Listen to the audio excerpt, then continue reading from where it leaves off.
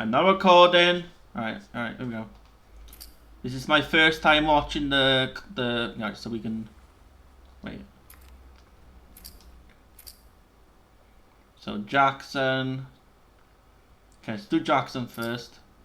Yeah, leave both of them on. Leave both of them on and start. Here we go. Have you seen this yet, Kashina? No. I haven't seen this yet. See? It's my first time watching. You're about to play an unfinished level from The Last of Us Part 2. Jackson Party. Okay. The reason we added this section is there are a few sequences, and we picked the 3 of the best ones that we Our cut boy from the Neil. game. You know, often we build a game that's much bigger than what ends up being the final product. They were months away from being finished, but we wanted to give you an insight of what it's like when we built the game, because often we have this whole thing constructed and it doesn't have final art I've literally got the same beard going. And here you get realized. to see the building blocks of what it's like when we first string a bunch of these levels together.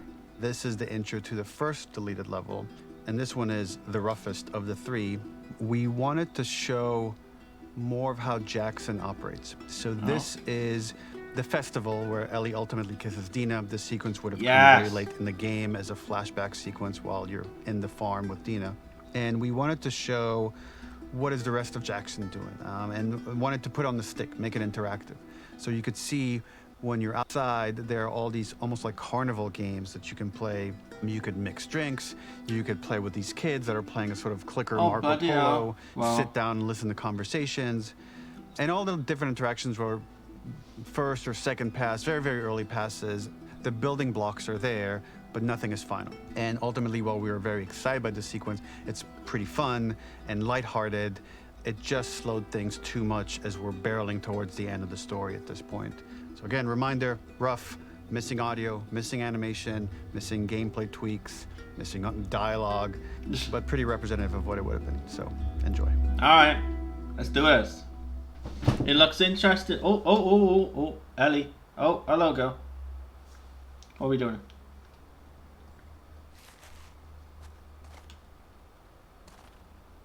Oh, already missing audio already.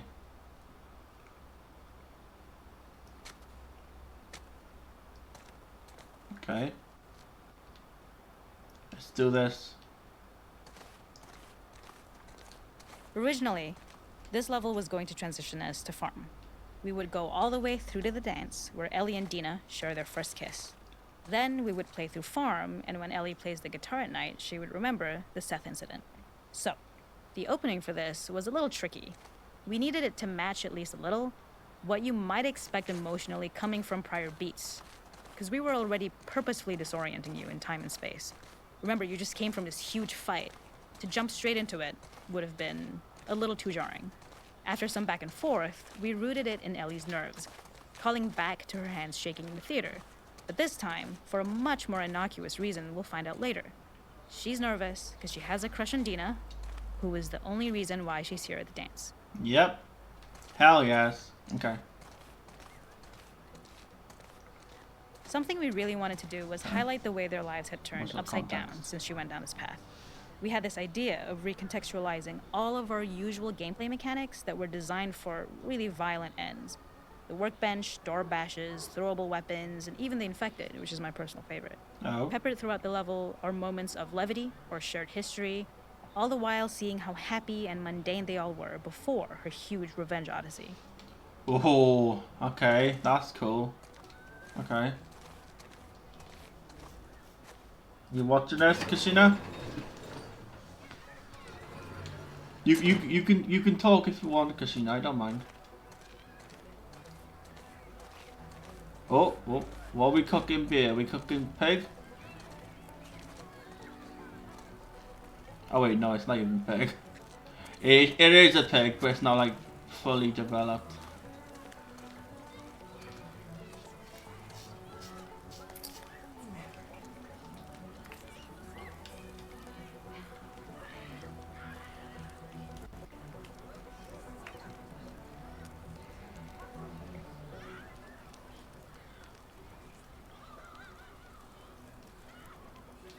We use our workbench a lot to make a lot of things that kill and maim and hurt people. Here, we had the silly idea of using the same feel, harkening back to the same animations, using the exact same UI to instead fix a drink.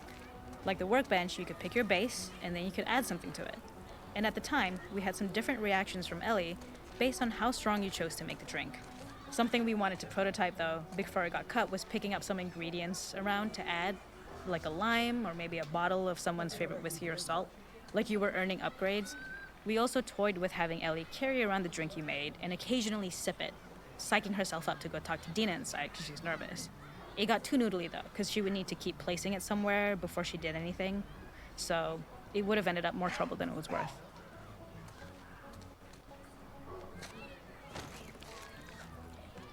No. What are we doing? The hell's going on?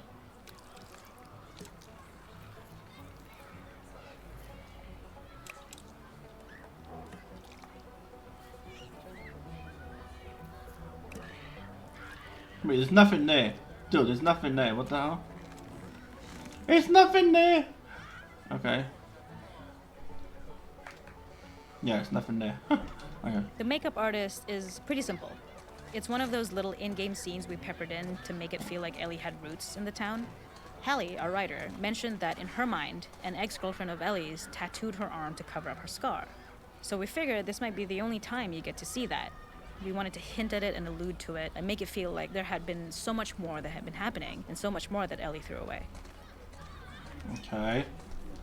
It is not a festival without one of these throwing games.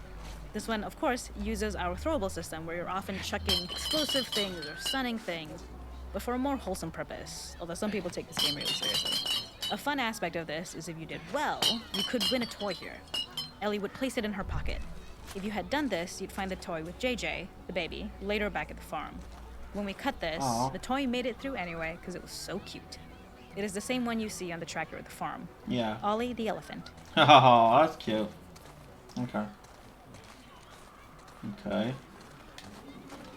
This is one of my favorite sections because I think that it achieves both the slice of life aspect of Jackson while also being a stark reminder of how dark the world that they live in really, really is. To attract attention and curiosity, Wait, one of the are kids they was supposed to pretending make to be this clickers? adorable, messed up little clicker impression, and the others would giggle. We tried a version where if you got close enough, the kid might try to follow you a little before turning back. Since clickers are blind and move by echolocation, for this game of messed up tag, Ellie must close her eyes and listen for when the children give themselves away. The thought was that these kids are in relative safety. They still grow up with the dangers of clickers and runners, and all those lessons would embed themselves in the games that they play. When the festival got cut, they tried to preserve this moment and move it to the front of the game where the snowball fight is, as a tutorial. However, being in the headspace of a clicker doesn't really teach you how to deal with them. Eventually, it evolved, and they instead made the snowball The fight, fuck? which was, I think, way more effective. What For me, the hell just it's happened? character That was a illuminating weird- that not only does was Ellie a know weird this glitch. game, she plays along. There's a familiarity with the kids that's really nice to see, especially because it's such a difference from the Ellie we see later, who has a sort of hollow normalcy that she's trying to get with JJ, but kind of fails.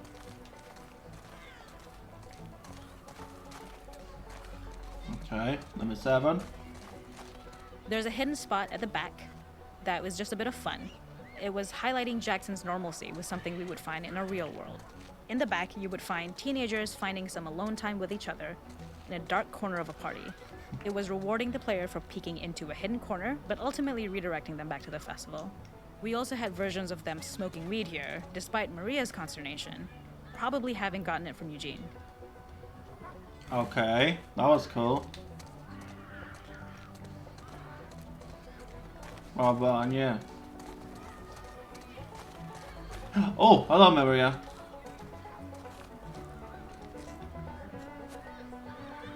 The fuck? That was weird. Tell me!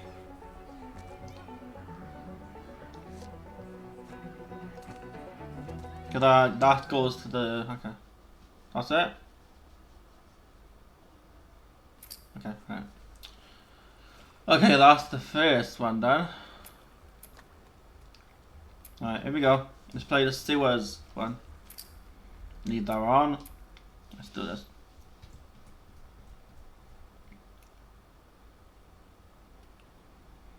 This is interesting, this is. Alright, here we go. Lost Levels, Seattle Sewers.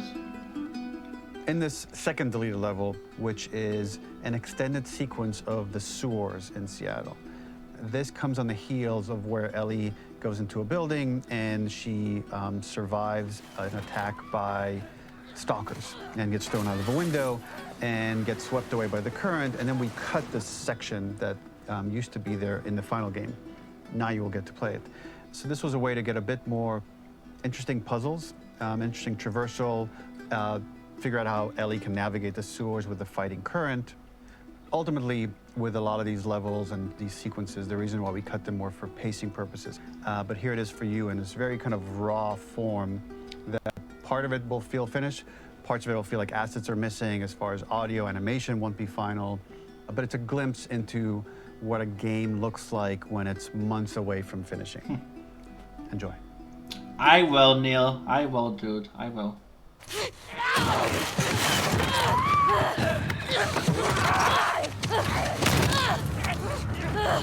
Get off me!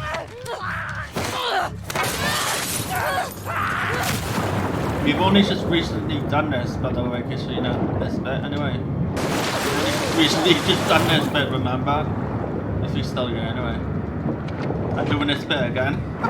But it's gonna be different because it's unfinished development, so. Here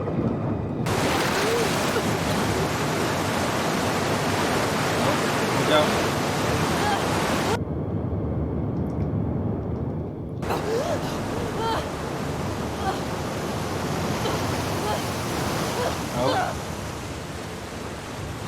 Oh.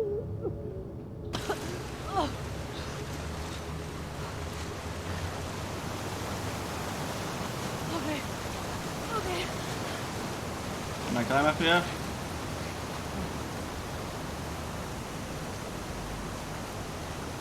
Fuck Seattle. Okay. Where the hell am The I? ladder acts as an immediate goal for the player, but being able to climb out is not going to be so easy. To keep levels interesting and engaging, we alternate between positive and negative values the player experiences. Here, it's a positive to have found a ladder, but then a negative to discover it's not the solution. But then another positive to identify the next short-term goal of the doorway. By alternating between these opposing values, we give players what they expect, but not how they expect it. Okay, so that's the first one. This level, internally known as Find Nora, was quite long in duration as we had to make Ellie traverse a far distance to the opposite side of downtown Seattle. The sewer section was originally longer than what we released the game with, approximately 10 minutes more.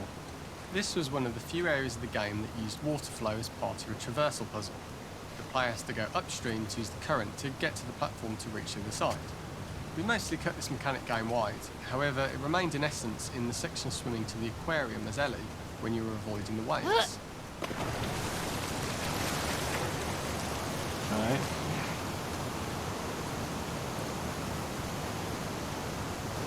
Oh, hello. When players reach the doorway and enter into the room, they're faced with a dead end. What have we got The here? real reason for this dead-end room is that the reversal when exiting back out of the doorway, players are faced with the route onwards.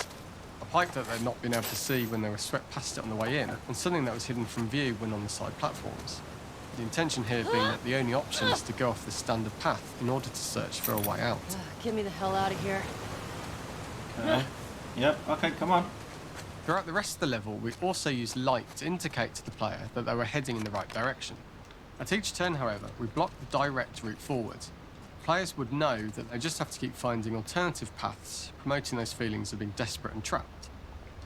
We slowly introduce the player to consider climbing into smaller pipes and crouching still in watching, tight Christina? spaces. This is to Keep slowly going up build and up out. to and encourage the player to climb into such a small pipe that they'd have to be crawling on their stomach, which is something that the player previously may not have recognised as a playable space, let alone the desired route they need to take. We added a tiny space just to reward the player's exploration with a pickup item, and we made sure it was something that made sense that you'd find in this area. Oh, what the A fuck? canister and all the garbage that had been washed into the sewers from the surface. We loved the idea of making Ellie prone through a tiny dirty pipe in order to get out, as it was a great opportunity to shit, use our Ellie. prone mechanic. The unique camera setup was created to support crawling in these pipes, Oh, as God. the standard Jesus prone camera Christ. is much higher above the player, We also created custom collision in order for Ellie to manoeuvre in these tight spaces easily. Initially, the oblong collision capsule around her character caused issues crawling around corners. We put extra effort into the custom corner collision so the movement experience is as smooth as the main game. In order for the player to feel cramped, claustrophobic and desperate, we'd been enforcing the traversal mechanics that allow for a tight environment which promote these feelings.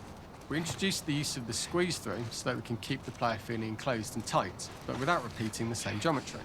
Here we change from low ceilings with wider walls to high ceilings and tight walls to change up the spatial pacing and keep the level from repeating itself. Okay.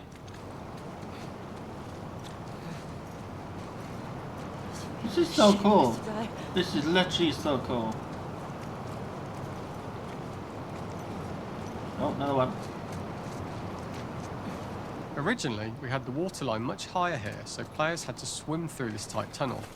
However, from watching user test feedback, it was occasionally causing people to discount the route entirely and turn back on themselves. So to avoid any risk of this happening in the final game, we present a lower water level so the tunnel is easy to see and commit to using. Although this isn't as impactful without the prone What game swim, you playing, it's the Kashina? better decision as it means a smoother experience for the player with no backtracking frustration. As we surface from the water what game you over playing, the Kashina? crest of the slope, we reveal what is further in this tunnel. A clicker that sprouted and the fungus has grown on the sides of the pipe. It was great to see people who user tested this area becoming increasingly worried as we forced the player to squeeze past the fungus and inches away from the clicker's face, all the time not being sure whether the clicker might be alive or attack them.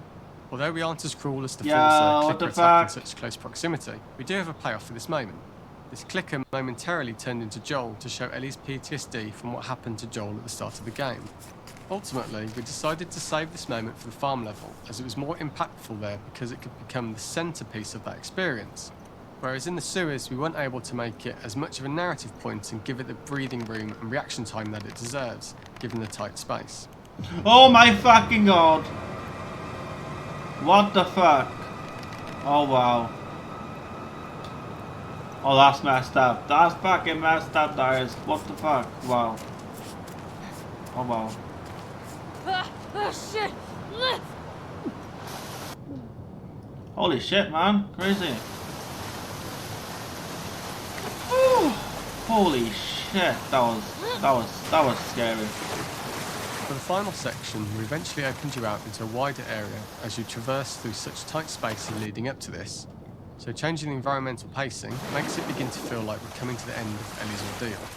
An earlier iteration used the current that we'd shown at the start for a slightly tougher traversal puzzle to conclude the sewers. The ladder was clearly visible from most of the area, but the player was faced with a fast-flowing torrent of water they couldn't cross. If the player attempted to jump into the water, they were not able to swim across the ladder due to the water's speed. But instead, they had to traverse the pipe running along the top of the space in order to get... This is the first time we get to see stalkers that are embedded into the walls. So this optional room is a nice little early extra that the player gets if they explore. We also use the pickups to lure players over to be close enough to trigger the stalker's attack. And this caused quite a few jump scares with user testers who played our game before its release. Oh wow. Okay. No, that's cool. Okay. What's next? Anything next? Oh. Yeah, I can see where we need to go. Are you playing Peanut Bridge of Spirits? Oh, okay, nice.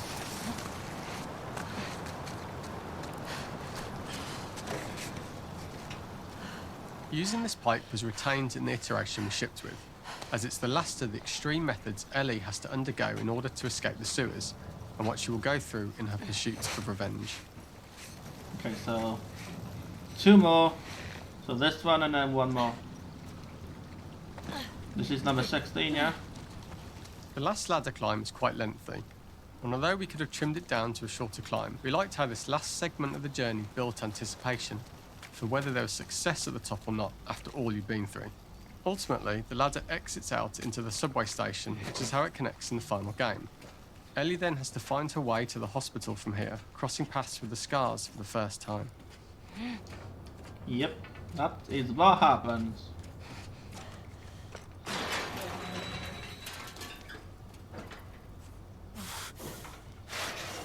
And there we go. I think that's it.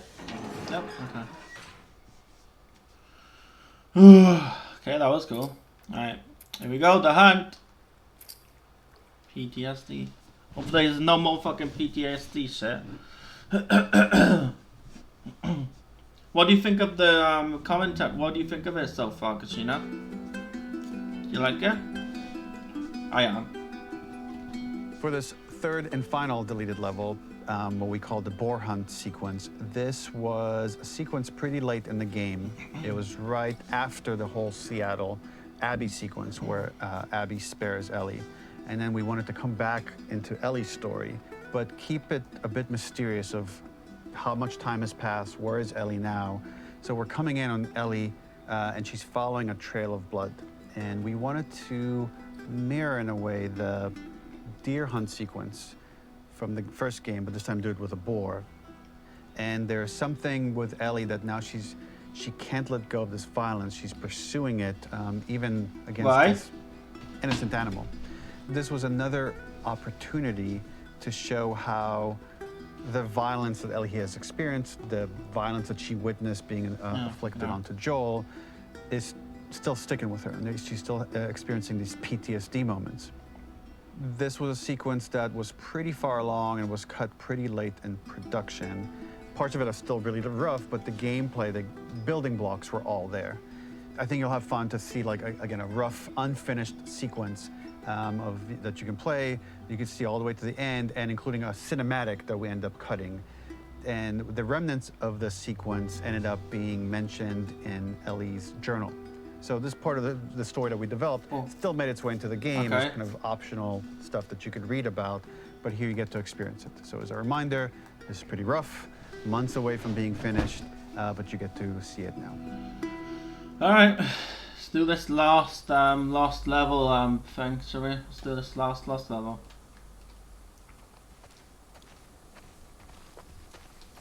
So the boar hunt was one of the hardest levels for me to work on.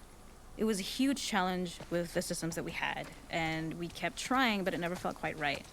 Originally, the level happened after the Jackson Festival, which also got cut, but before Farm. Once the festival got cut, it became the prologue to Farm. The intended experience is that we jump forward in time after the fight with Abby in the theater.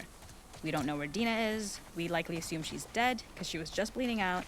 Ellie is alone. Her hair is short. So maybe this is the future or the present. And she's hunting. Hunting who? Abby still? Lose it. Okay.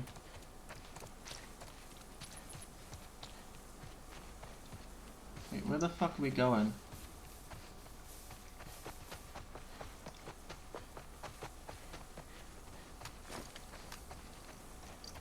Wait, what the hell are we doing? I know what we're doing. Wait.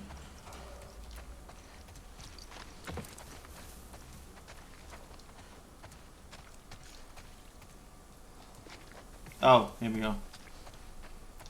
Over here.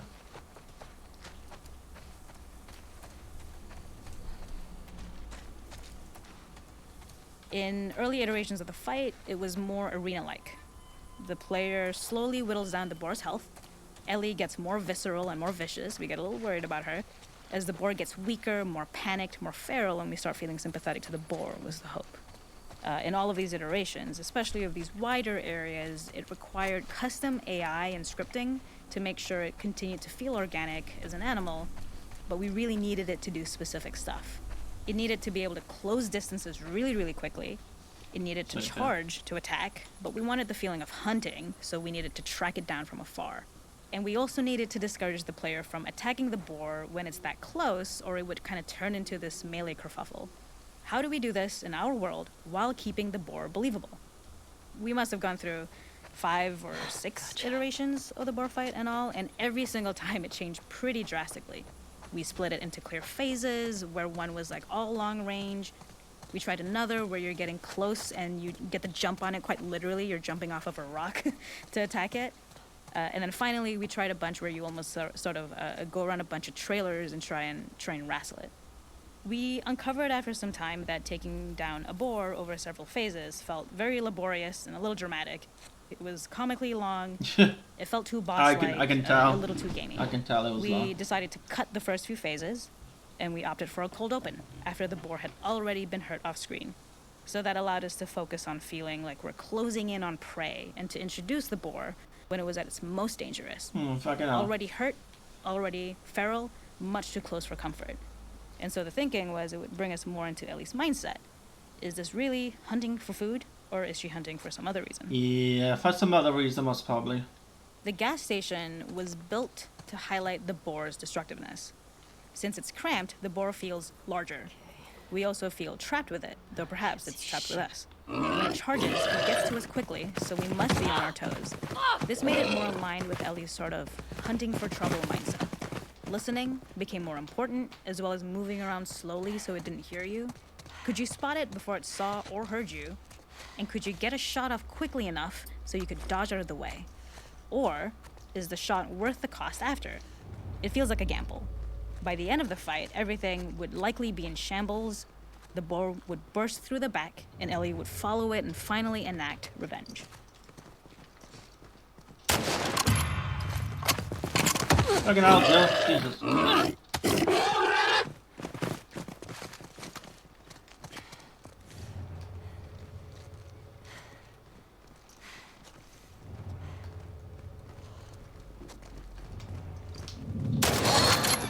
Got you.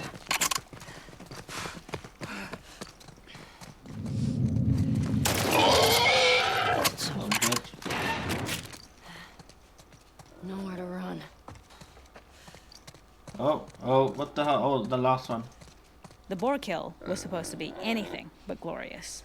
With the boar whimpering at the back of the gas station after Ellie's relentless hunt. After this, This is gonna be the hearing last drone one, that you we guys. come Last to one. associate with Last Ellie's level. trauma, we would hard cut to the stream where she's washing her hands and holding rabbits that she hunted, about to return to Dina.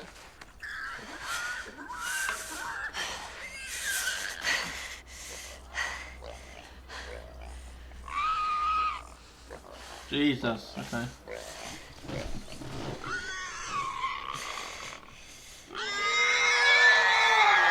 Fucking hell, Jesus. What the hell?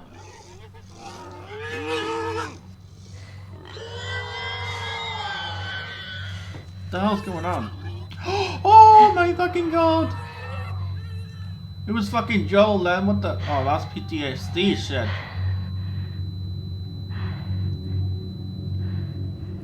Oh bloody hell! That was very crazy. That was holy shit. Well, you guys, fucking hell. Holy shit, that was crazy. Well, guys, I really enjoyed that. I'm gonna end it. Smash a like, comment down below, all that stuff, and I'll see you guys in the next video.